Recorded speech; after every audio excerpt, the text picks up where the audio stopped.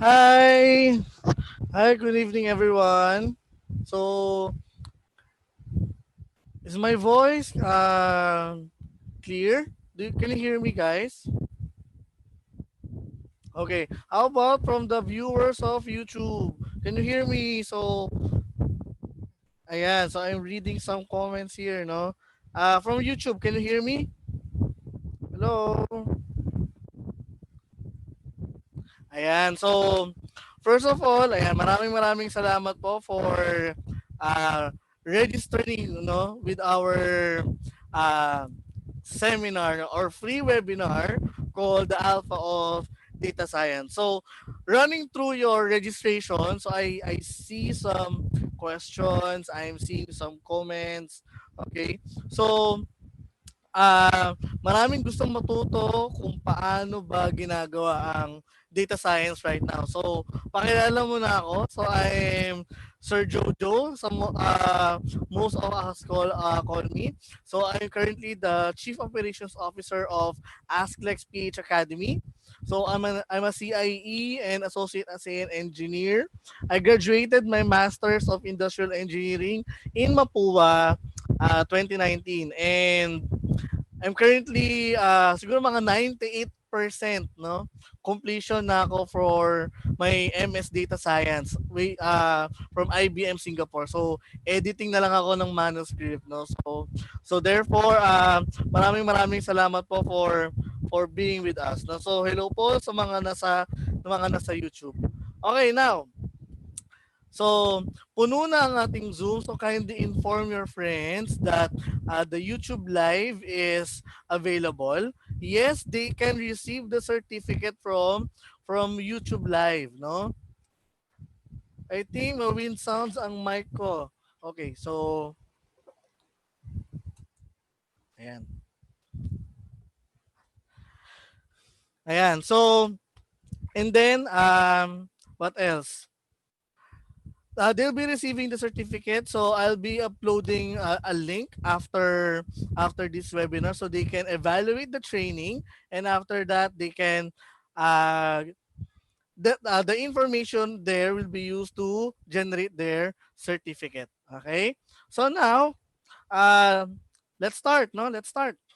Okay, so good evening. So our topic for tonight will be focusing on data science. Okay, so the first question, actually um everyone is asking, no, what is data science? So ngayon ECQ, so very helpful ang data science in other countries. Okay, lalong-lalo na doon sa mga countries na they really utilize the power of data science right now. So I'll be talking to you is with regard about the topic of data science. So what is the alpha of data science? So um, few reminders for those who are in Zoom. So kindly write your Q questions. Merong tab doon sa baba na may Q&A. So kindly write your questions there. And then we'll be answering it after the presentation. Okay? And for the YouTube, I guess I'll be running throughout the comments so I can filter out the questions as well. Okay. So let's start. So now let's first I'll be discussing what's the content of my presentation right now. So I'll be discussing why data science, the what of data science, okay, and how important is data science in today's era, and what else? What's the status of Philippines in data science, and um, when is the right time to pursue data science. Okay? So, right now, masyadong maingay ang data science in terms of different trainings and different methodologies. And the most of the forecast right now is going to the data science field. Okay? So now, let's discuss first what is alpha. Well, alpha is not literally the Ask Lex Page Academy. However, okay, however, we can we can we can say alpha as um it's like in the wolf, right? The pack of wolf. So alpha is the leader. So we can tell here that alpha is a leader. So since alpha is the leader, so I'll be annotating some parts here. So I think you can screenshot here. So one is leader. Yan. Alpha uh can signify significance, right? So sabi natin sa statistics, when the alpha or the p value is less than 0.05, so meron tayong significance, meron tayong power. Okay, so therefore alpha in Bible it is termed as first. Okay, so first, yan, the alpha and the omega, parang uh, pinakauna, no? So now I'll be discussing is uh, why data science right now is winning the game. Okay? So, for me as a fresh graduate, ano ba yung mga dapat kong i-pursue in terms of doing a data science? So, right now, we will be, after this webinar, uh, we'll be absorbing, okay, what the discussions of alpha.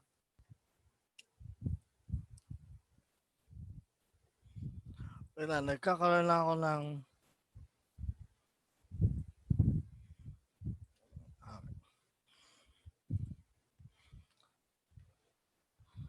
Okay, next one is let's tackle about data. So when we discussed about data, okay? So when we discuss about the data, parang pumapasok sa isip natin is that um sobrang daming data, big data, right? So um marami tayong klaseng data. So we have continuous data. Okay. So we have continuous data here. Okay. So part ng data is continuous. Okay. So what else? Ano pa yung mga klase ng data na meron tayo? So we have another type of data such as discrete. So when we say continuous type of data, ito yung mga data na may label. But when we say discrete type of data, uh, ito yung mga ito naman yung mga data with regard to ratio or nabibilang naman, no? So, nabibilang ang ating ano. Adjust ko lang si audio. Ayan. Okay na? Next. So, when we add the alpha, the data, and the science, okay? So, we're talking about science as a body of knowledge. So, science is a body of knowledge consists of different branches. Okay, so therefore, we are now talking about data plus a body of knowledge here. So the have you ever wonder why kung how did Facebook generates income? Okay? So Facebook generates income right now is using data. So, sir, gawa po ng mga ads, gawa po ng ah, mga ads dati galing sa games. But did you know Facebook generates income right now using data? in today's era, when you have data, you are rich. You have the power. Okay? So you have the data, you have the power because you can extract everything from there. Now, so let's define, so why is data science, no? Well, I'm telling you, DS is not so much technical, honestly, no? However, data science or DS, we can term them as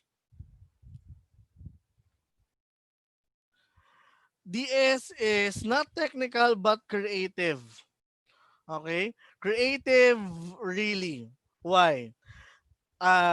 We use data in terms of um, to get insight, to help us in decision making. So the more data you have, the better. So therefore, data science is not that technical, but data science is creative. Okay? Now, how do we say that data science is creative? Sabi sa Harvard Business Review, data science is sexy. No? Why? So I'm telling you mamaya, bakit siya sexy ngayon, no? So because data science use tools from coding, we use tools from statistics and math to work creatively with data. So ngayon, it's not just statistics that transform information into data. As um we term data as processed information. Or sorry, we term information as processed data. However, the process undergone by the data is called statistics. However, the data is right now evolving, right? Data requires now some coding. So we have the Java, we have the C++. Why? Because we have to handle such complex data, right? Hindi lang siya data na mauntian. We're talking about 5 million, 10 million data right now. So we need coding to expedite those analysis. Have you ever experienced na naglagay ka ng data from Excel and then your Excel lags? After mag-log ng Excel mo, nag-crash na. Hindi mo na save yung analysis mo, right? Some spreadsheets are like that. Now, we will integrate math here.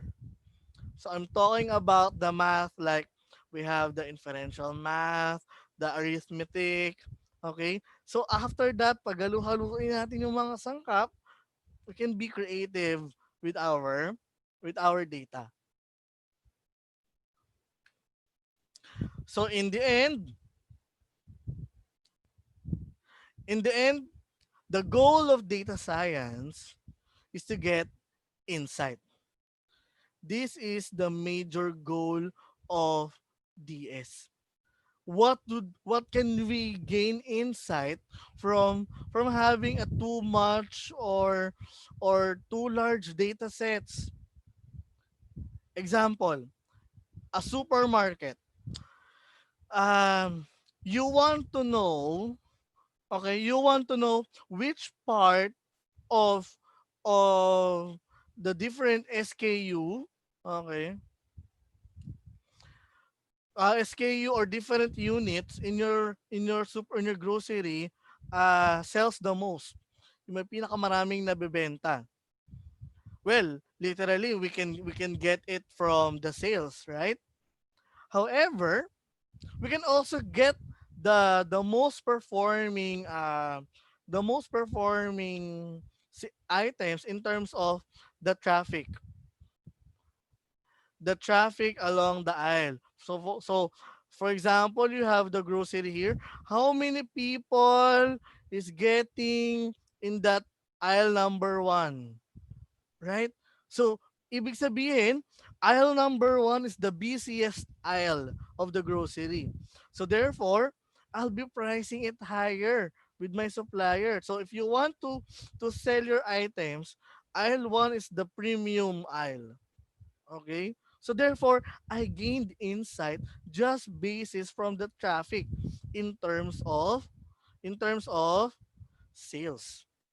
Okay, so therefore, uh, gaining insights will help me improve my decision making. Okay, next part of why data science is sexy right now is that um did you know that um isa yan sa forecast na sobrang need, no? So, roughly 200,000 jobs right now is looking for a data science. So now, we'll be asking ourselves, am I qualified to become a data scientist or not? Okay? So now, what are some insights can you gain from here? Actually, this is the actual data right now of people watching or people registered in this webinar. Okay? So, people registered in this webinar is composed of majority from manufacturing, the two clusters, okay, and another majority is from education. Maybe some are students, some are faculty. However, some organizations here is from energy, software, call center, retail. We have telecoms here. We have the BPOs under the telecoms. We have supply chain management here. Supply chain management, and we have real estate. So yes, now we'll be answering um, what's the use of data science here in real estate. Okay.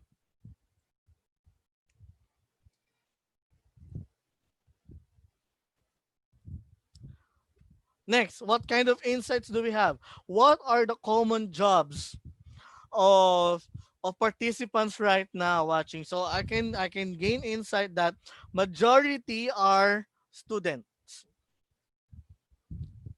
So therefore, they have to prepare for their career. And another big chunk is our engineers, different engineering aspect. Another are business analysts, faculty, supervisor. So therefore, gathering all the data, not just by doing some bar graph, I can gain insight with regard the volume of um those people. Okay? So, I'm handling big data right now. So, ngayon, sino ba yung mga viewer ko? Meron ako mga majority estudyante and engineers. However, the other majorities or the minorities are the service managers, project managers, quality assurance, and so on. What else? We have here the process improvement analyst, no? So, ano ba yung magagawa ng data science for me? Okay, so therefore, nagkaroon tayo ng insight right now. For me, your speaker, nagkaroon din ako ng insight na, okay, how am I going to calibrate my session right now? Maybe I don't want to talk jargon words because majority of my participants are student. Maybe they cannot understand me, so I have to lower down my terminologies as well. So ganun yung mga nagiging insights mo. So therefore, data can help you for decision making. Not just decision making, I think it's better decision making. Okay?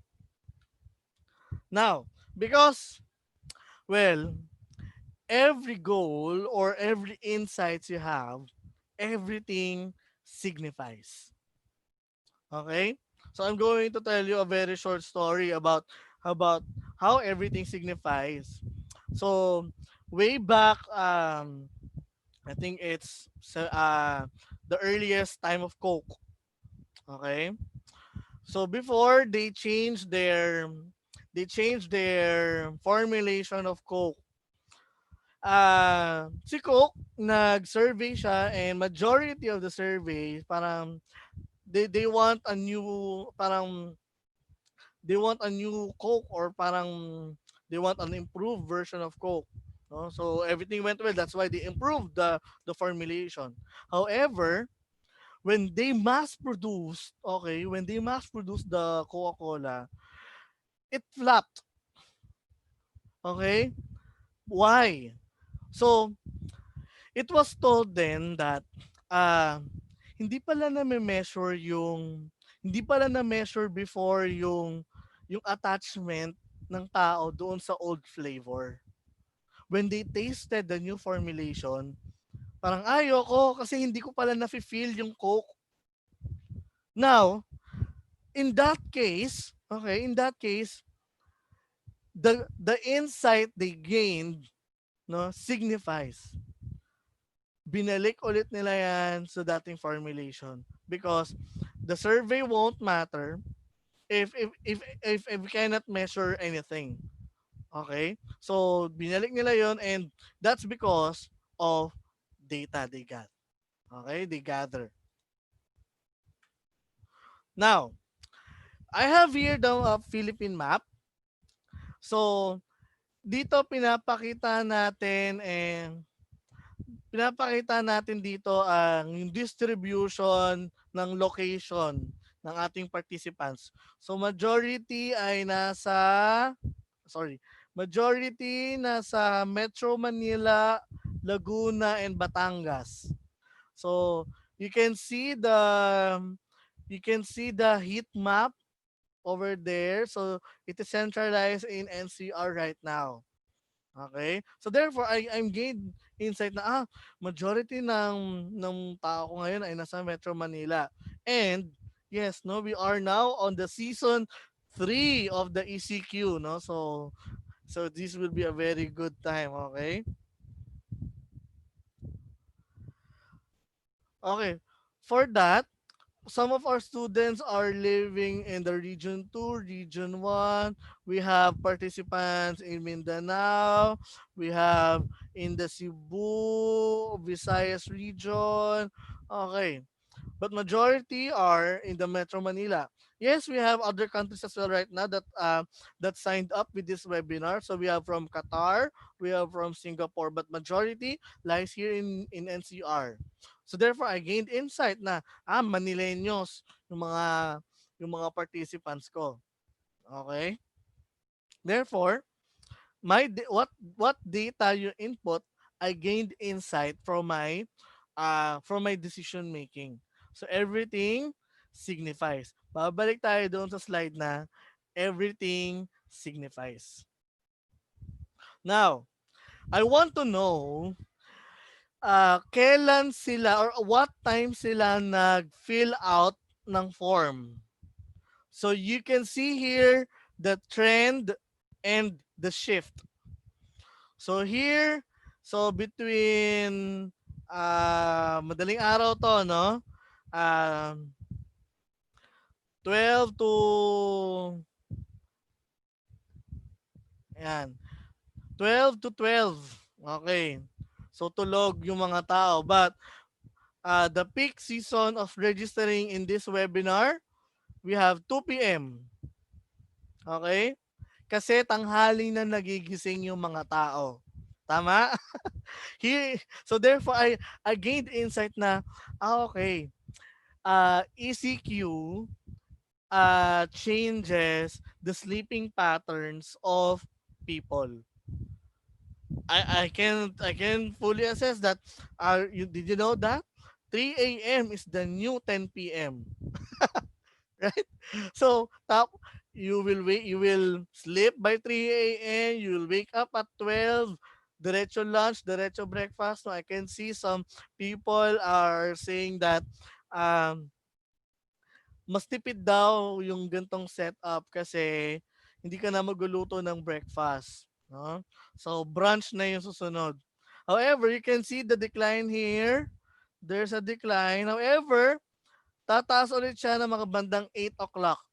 So ibig sabihin, pagkakain, pwedeng natulog muna, no? Pwedeng natulog muna yung mga tao and then dumami ulit yung registration simula 8 p.m. Okay. Sorry. 8 p.m. hanggang maghating gabi na ulit, right? So, so therefore, I gained insight na okay. So let's give an announcement during this time. So because ito yung peak season. So therefore, if you are the business manager, you using the data or using the data for your advantage will give a better decision making. Now, let's answer the question, um, why DS is sexy. Yan. Okay. Data science is sexy. Okay. According to the survey, 60% potential increase in retailer's operation margin, and we are in need, okay, of 1.5 million more data savvy managers to needed to fully take advantage of the big data in the US alone. Okay? So therefore, if you are not preparing right now for this forecast, okay?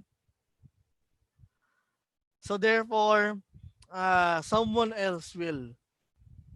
So we need 140 to 200,000 talent positions for data analysis. However, this one gives more opportunity for us pursuing the data science.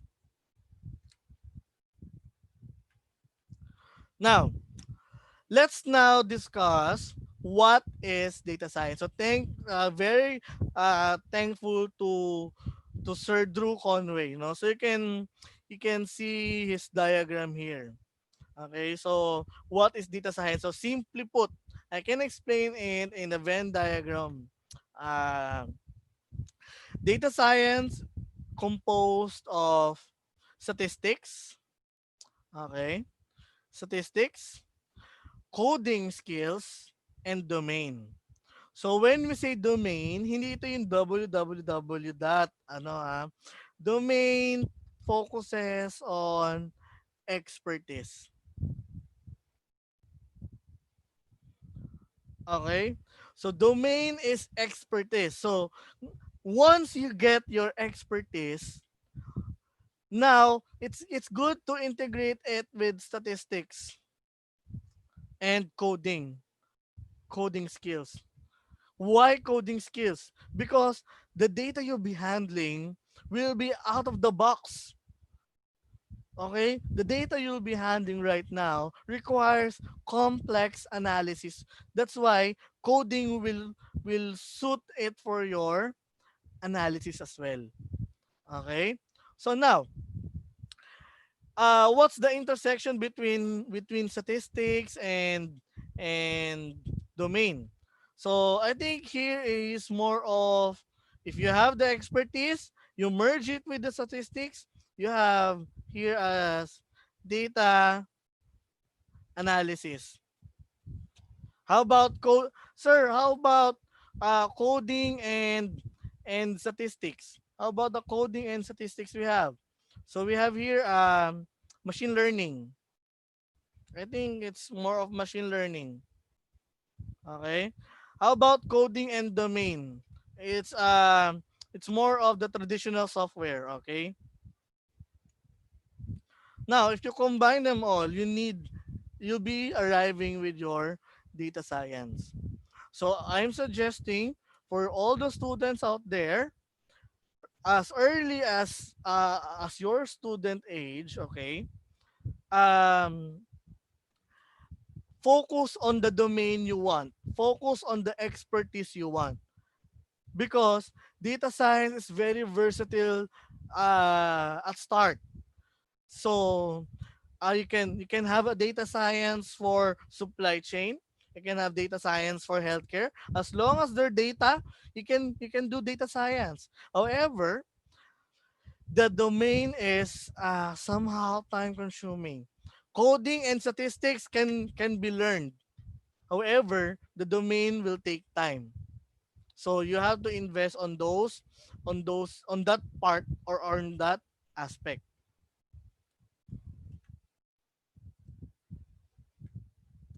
So how important is data science right now? Data science will help you to make a better decision. So also known as data mining. So some books refer this as data mining. So um, what is data mining? So we term data mining as extracting data, torturing it until it confess. You get and data, you collect and collect, and then you extract. So that's data mining. So somehow you go some algorithms, you go some processes, okay, you extract knowledge out of it, you exploit the data, okay? You exploit the data until it confess.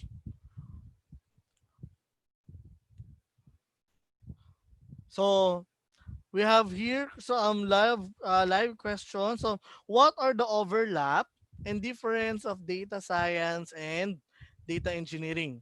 So data engineering focuses on heavily sorry data engineering focus heavily focuses on the tools. Okay. So data engineering heavily focuses on the tools, on the creation of database. However, data science focuses more of the analysis part. Okay, we are focused on the back end part. So that's the difference between the two.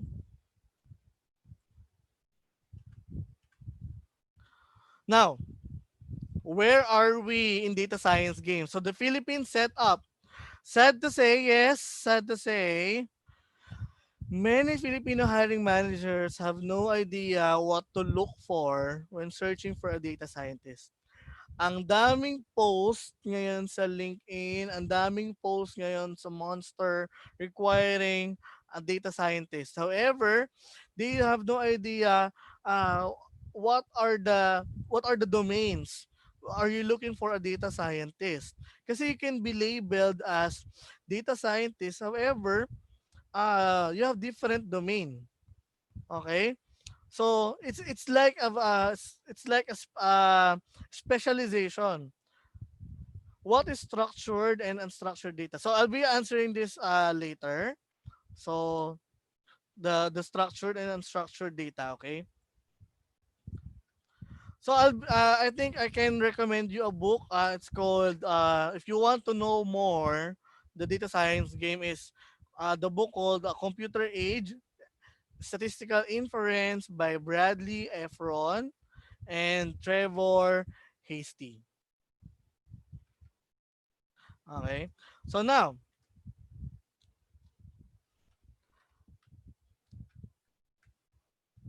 when is the right time to pursue data science? Actually, this is a wrong question. Uh, this must be, I think, why now is the right time to pursue data science. Okay. I think now is the right time to pursue this one. So this must be the question for this one. Why?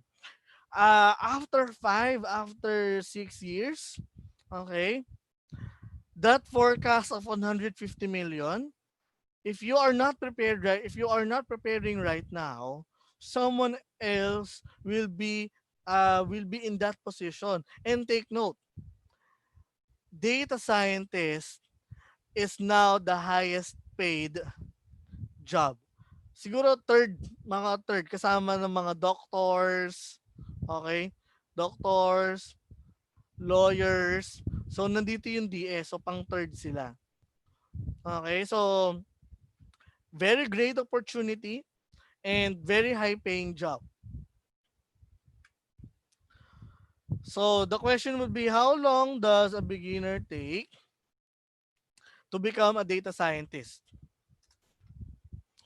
So uh, the median here is 5 years. However, you can see that the significant values are 2 to 4 years and 5 to 8 years. So therefore, it takes it take to be it takes 2 to 8 years to be a good scientist, good data scientist. Why? Why? So um okay, because you are going to practice your domain. First, you're going to practice your domain. It takes an expert. It takes a good domain to build up a good structure for data scientists. Now, you'll be mastering coding and statistics. So therefore, combining all three can take averagely 5 years. Okay. Now, what countries have the percent average years to become a good data scientist? So we can say that we are in Asia, averagely 5 years. So for those fresh graduates right now, it's good to have um, good investment after you graduate pursuing data science right now. Invest your 10,000 hours in pursuing your data science.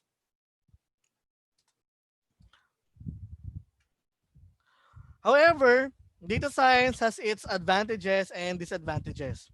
First is the disadvantages. It is in demand. uh, it's a very in demand discipline right now. Abundance of position. No? So I'm telling you, you have 150 million positions vacant in the near 5 years. Highly paid career, yes. Highly prestigious because you have a scientist, yes. No, you have an expertise and very versatile. However, the disadvantage right now is that many hiring managers cannot um, cannot clearly assess between the data scientist, analyst, data collector, data engineer, etc. What else? Mastering data science near impossible, but you can be a good data scientist. Okay, in 5 years. What else? Large amount of domain knowledge is required. Yes, you have to practice. You have to master your expertise. Arbitrary data may yield unexpected results. So when you say arbitrary, maybe we can get a false positive results out of something because maybe we can have a data analysis paralysis, etc. And one of the problem here in the PH is that the data privacy. So we have a big problem for data privacy right now. So we cannot collect directly the data we need.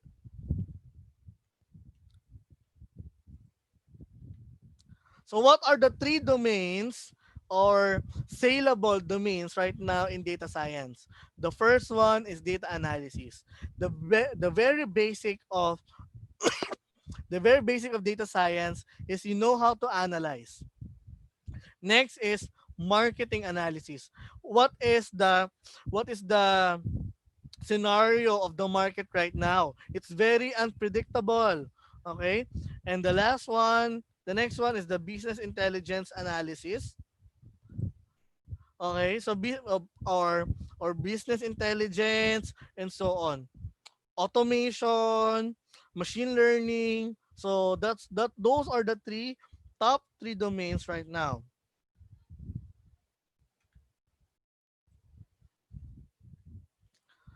Okay, now.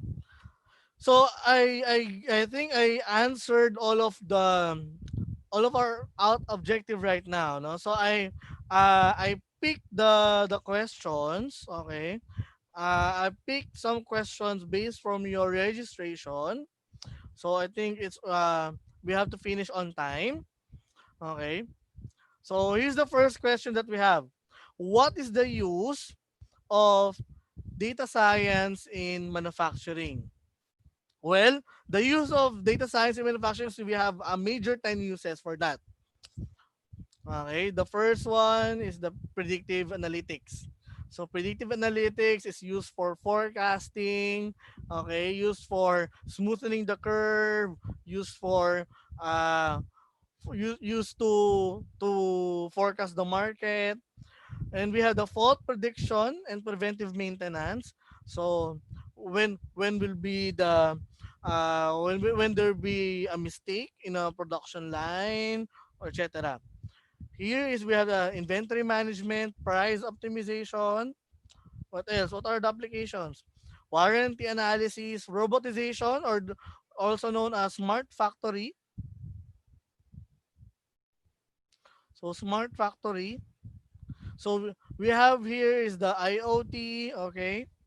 Product development. The DS use the product development, computer vision, and supply chain.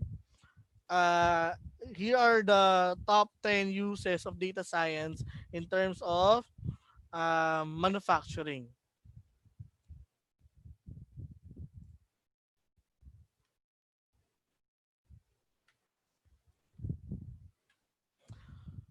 So what is data mining? So data mining is an overall goal is to extract information. So once you collect information, so you extract it. So after you extract it, you clean it, and then it will be ready for your analysis. Okay? So the goal of data mining is to collect and extract and clean the data.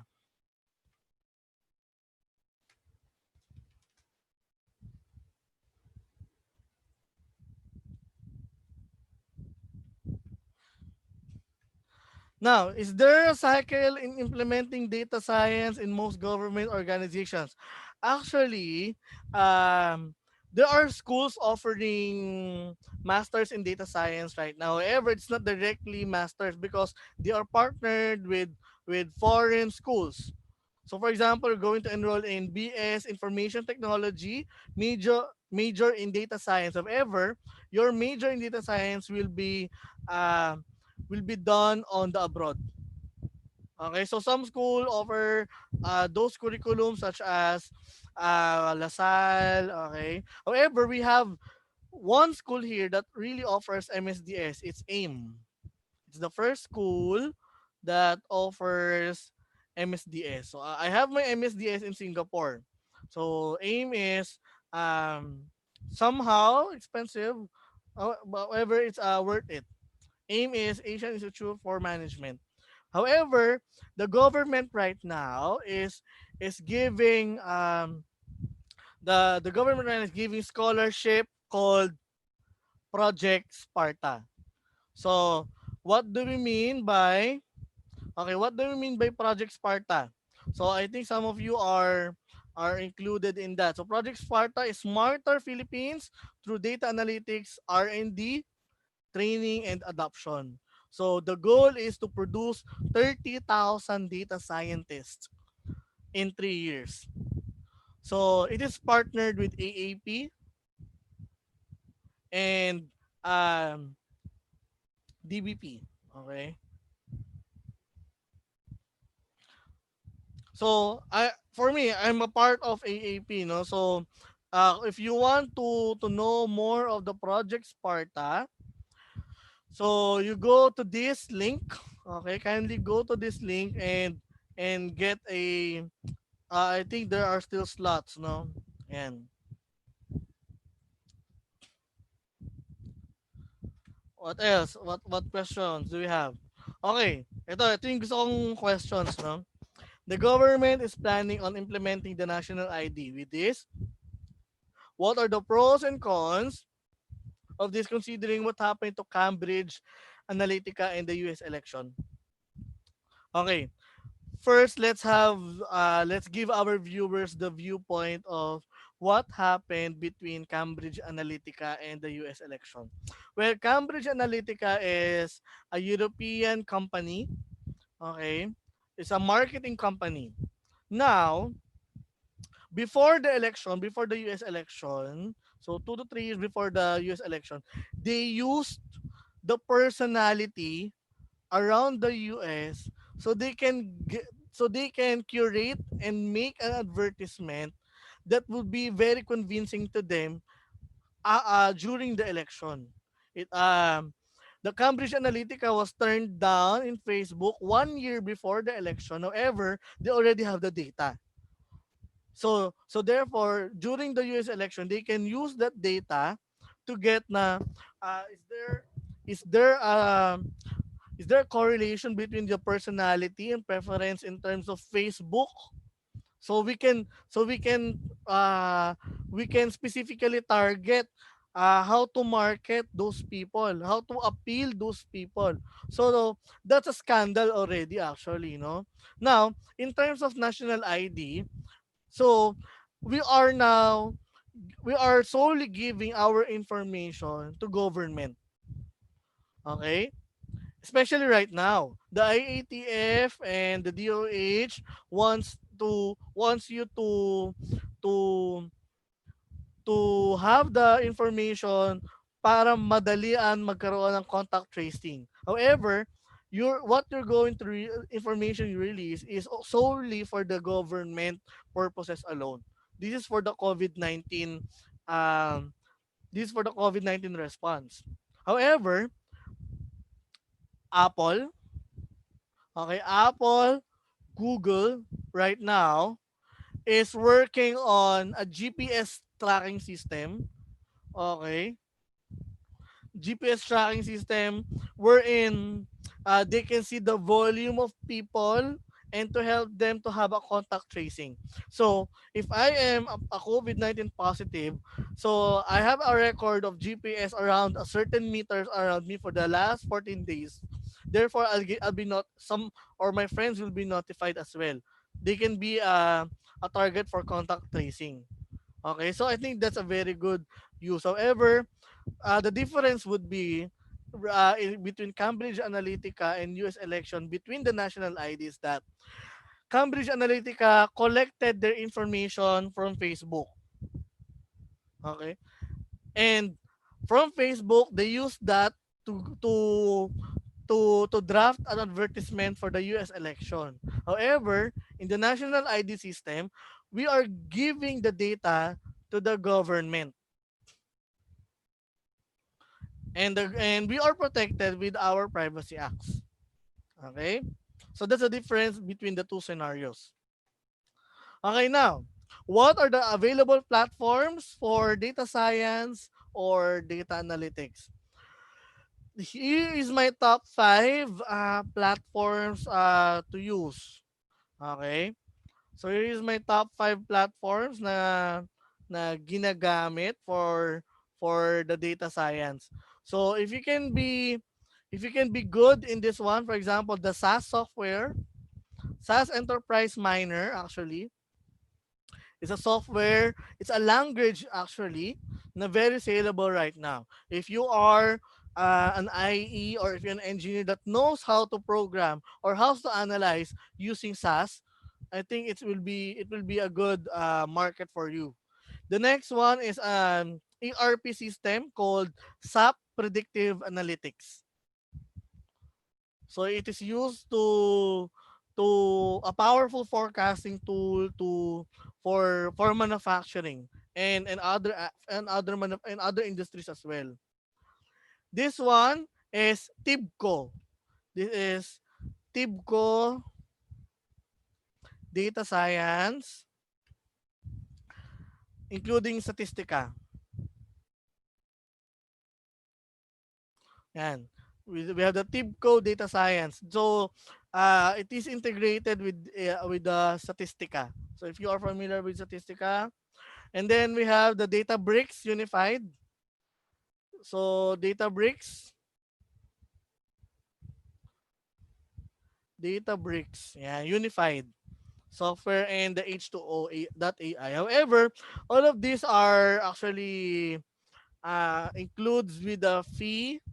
Okay, so this is a investment for a company. However, if you want to try it, okay, if you want to try it freely, you can start with R.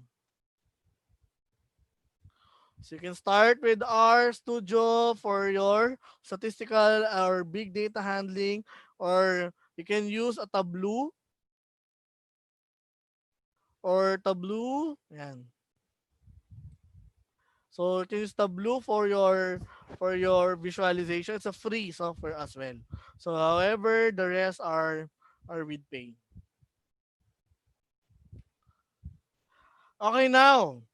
So those are the pre-filled questions we have. Now I still have 15 minutes. So I'll be getting some questions from the YouTube. Okay? So I'll be getting some questions from YouTube.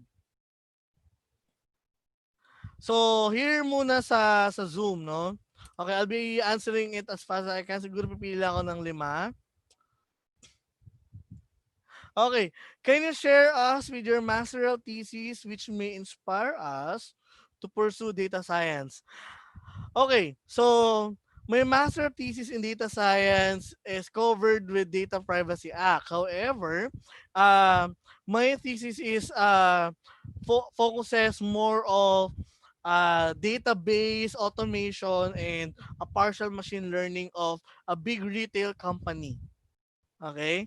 So, meron tayong tinatawag na Hadoop. Okay? We are calling some Hadoop. Okay. Hadoop or Spark. Ayan. So for that, no? So gumamit ako ng mga ganyan for my master's thesis actually. However, may my MSDS thesis or research was inspired by my MSIE research. So my MSIE research is all about mathematical modeling of medical errors. So using almost the same structure of the mathematical models integrated to the data science will give me such insights. Okay? What else? Do you have to be an engineer to be a data scientist? No. No, you don't have to be an engineer to become a data scientist. Why? Babalik tayo doon sa tatlong focus of data science. You should have the domain, you should have the our expertise, you should know how to do the statistics, however which can be learned, and the coding. Okay? So and then you practice that, you handle big data, etc. You can be a data scientist. Okay? You don't have to be engineer to become a data scientist. So everyone can. Okay, from Dave, what is the role of data science in the field of health? Is it similar to supply chain, production, etc.?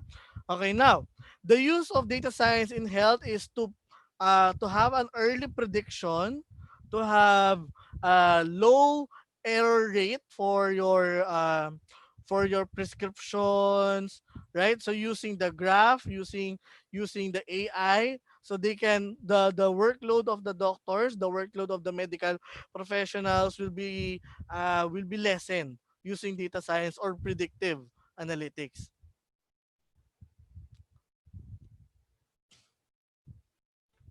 What step can you advise to a fresh graduate? Uh, sorry, saan na yun? Nawala.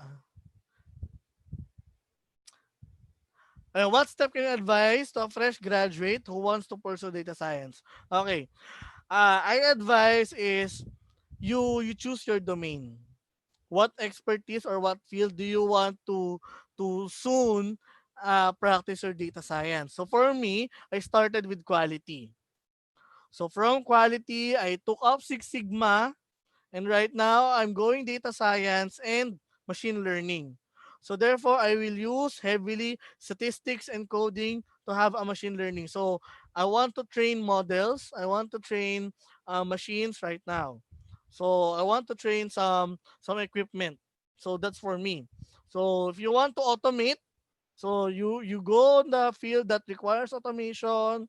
You you pursue your domain first, and then you learn with the statistics and coding. So that's what I can advise for the fresh graduates. Is there any software that can be studied that can be used in data science? Actually, discussed already. So, ito yon yung mga iba't ibang platforms. But I suggest you can start with R and Tableau. What else? Can MS Excel be a platform in data science? Actually, yes. Basically, yes. However, the Excel has a limit from its data. If you're going to handle 2 million and above data, so I suggest you upgrade your platform into R para ma-avoid yung lagging or etc. Okay? So however, it's a good part that you're going to have the Excel because the logic, okay, when you do the Excel logic in the VBA or macro, so it's almost the same principle when you're going to code. So it's a basic exercise for you in terms of coding. Meron po bang data science job opportunities for fresh grads? Yes. Okay? So companies right now is encouraging fresh grads to apply for data science, and then they're going to train them as well.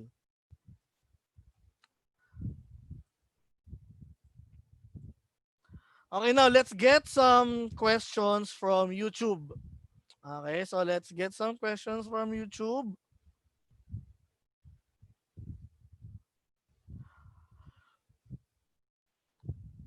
Wait.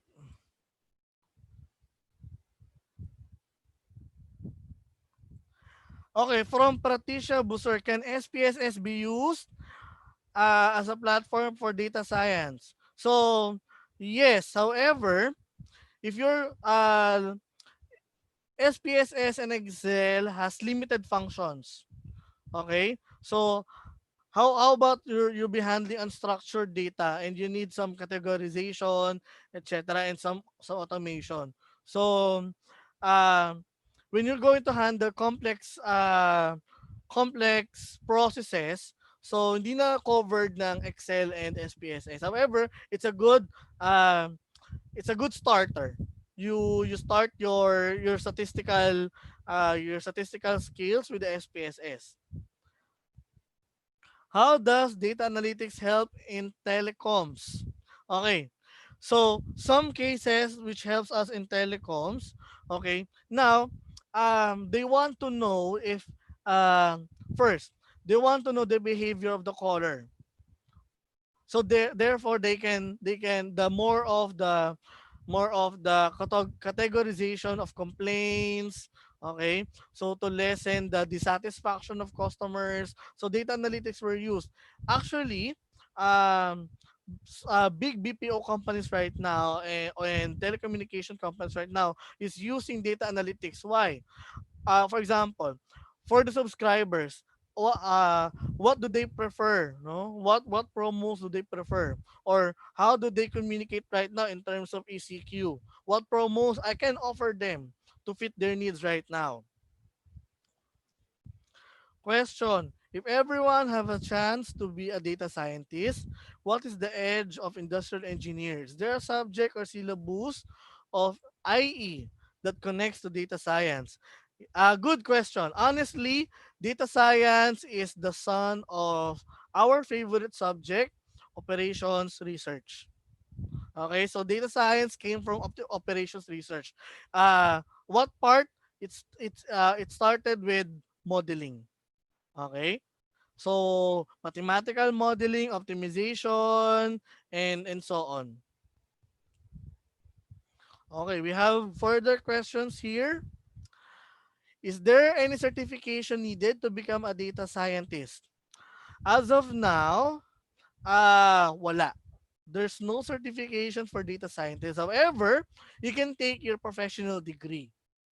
the same path I did. I took up my MS data science. So I can become a data scientist. And then thorough practice for your career.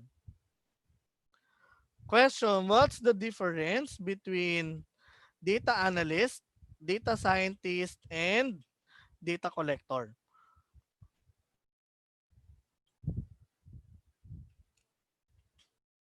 Okay. Data scientist heavily focuses on uh, different tools and aspects we're going to get. However, data analyst is somehow here in the Venn diagram between statistics, okay, and domain.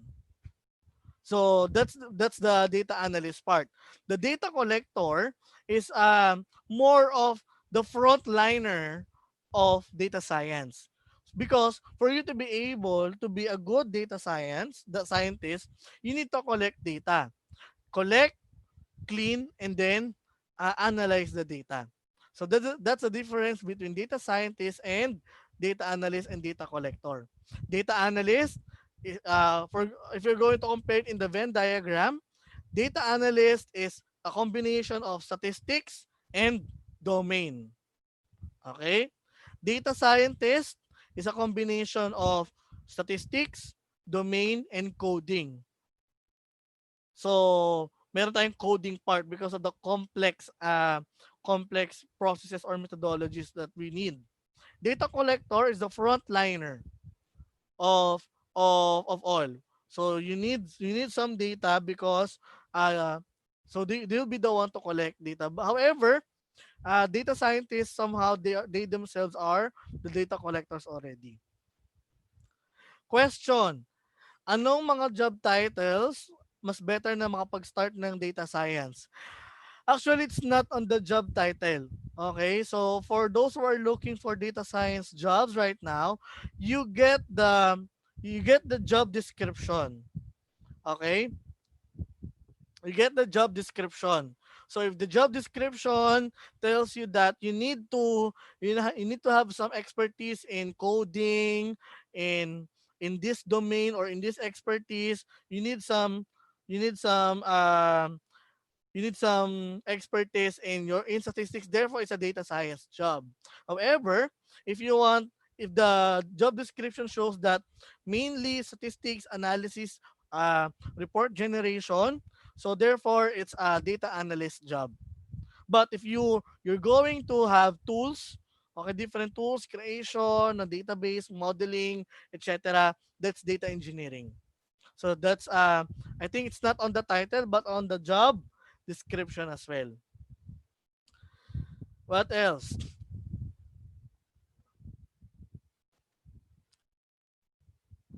I think I answered most of the questions in YouTube. Meron pa ata dito. So you already have the domain expertise. You need to learn the statistical tools and techniques to gain insights from your data. So do I need to master programming first to become a data scientist? No. For me, it actually depends. No? You can have them both. But personally, uh, I took up first the domain and statistics part, and then I go back with the coding. So I mastered the first two of the Venn diagram before I proceed with the coding part. Okay, because I'm engaged in Six Sigma, which is heavily in statistics. So what else questions do we have? How to win using data science? Okay, winning in terms of you exploit your data. You create analysis, whatever analysis you can get from your data. Imagine you have 3 million data and you don't know what are the insights you're going to create. Then you start you start cleaning, and then you start visualizing them, and then after all you get the insights, no? Paunti-unti magkakaroon ka ng insights. How to clean data? Cleaning data is Actually, meron kami ibang seminar for that, no? So cleaning data, I'm using a Google on OpenRefine. Sorry.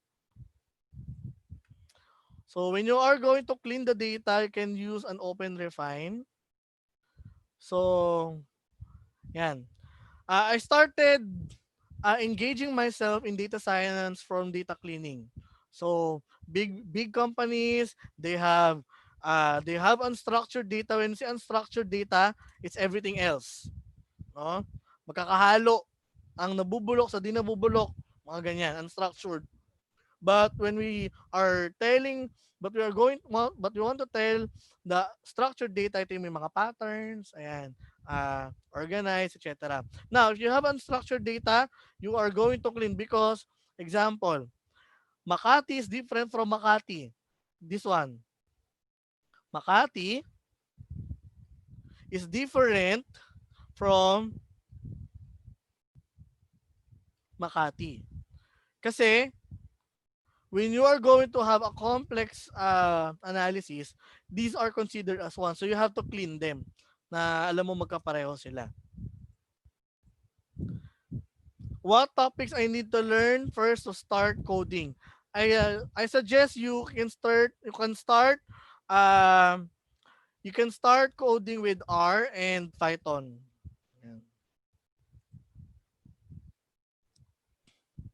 In your opinion, what's the DS tool that is the most complicated you've handled?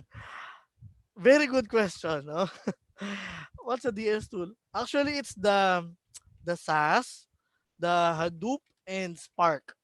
Okay, so it's one of the major parts of my thesis in MSDS because I have to create some big databases with complex algorithms. No, so I really have parang I have to hire a foreign Hadoop or Spark developer for to proofread my paper so I can submit it efficiently, no?